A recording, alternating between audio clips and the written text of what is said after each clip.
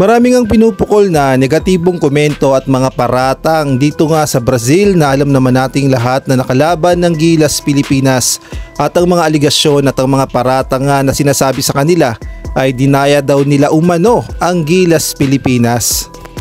Halimbawa na lamang daw sa naging laban nila sa Cameroon na world number 68 sa FIBA World Ranking, at natalo nga sila by 3 points sa final score na 74-77. Ang sabi nga raw ay sinadya talagang magpatalo ng Brazil dito sa Cameroon dahil alam nila na kapag nag number 1 sila sa Group B ay makakaharap nila ang number 1 sa Group A na Latvia. Kaya naman sinadya daw nilang magpatalo sa Cameroon upang makaharap nila ang number 2 sa Group B, at ayun nga ang Gilas Pilipinas na alam nila sa sarili nila na kayang-kaya nilang talunin. At ang isa pa nga sa pinaparatang sa Brazil ang kanilang star player na si Bruno Bocolo.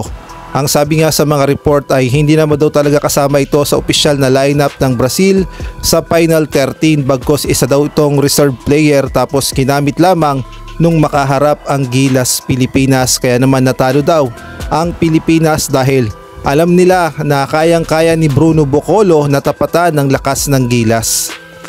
At ang lahat nga ng mga paratang na yan ay wala ngang katotohanan at pawang kasinungalingan. Hindi nga nandaya ang Brazil at maayos at malinis nilang tinapos ang kanilang kampanya sa FIBA Olympic Qualifying Tournament at deserve nilang makapasok sa Paris 2024 Olympics dahil pinagpagura nila ang kanilang ticket at legit ang kanilang pagkapanalo. Siguro yung mga nagsasabi na nandaya sila, yun yung mga pumusta sa Gilas Pilipinas at sa kasamaang palad ay natalo ng malaki. Kaya naman kung ano-ano na lamang ang ginagawa nilang paninira at gawa-gawang report upang may masabi lamang sa pagkapanalo ng Brazil sa Gilas Pilipinas. Samantalang kumpleto na ang Group A, Group B hanggang Group C ng Paris 2024 Olympic, at sa Group A nga ay nandyan ang Australia, Greece, Canada at Spain. Samantalang sa Group B naman, France, Germany, Japan at ang Brazil. Samantalang sa Group C naman nandyan ang Serbia, South Sudan, Puerto Rico at ang crowd favorite na Team USA.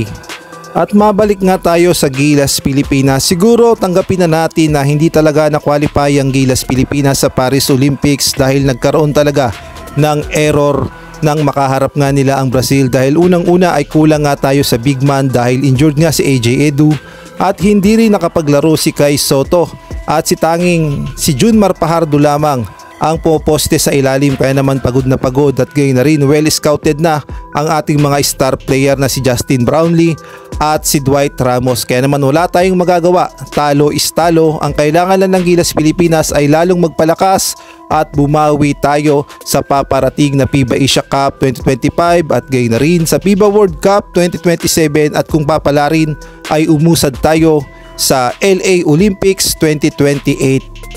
Ngunit ang good news naman sa Gilas Pilipinas ay nakasungkit na naman tayo ng highest placing sa Olympics, dahil kung ating ang babalikan noong 1936 ay 5th tayo sa Olympics, tapos ngayon 2024 sa Olympic Qualifying Tournament ay pang 3rd naman tayo at umabot nga tayo ng semi-finals. Ang nakakalungkot nga lang ang ating Gilas Pilipinas boys under 17 na lumaban sa FIBA World Cup. Tayo kasi ang pinaka-worst na record sa nangyari na FIBA World Cup dahil nagtapos nga tayo sa 7-0 at wala tayong naipanalo, at ang masakit pa dyan na itambak tayo sa ating mga naging laban.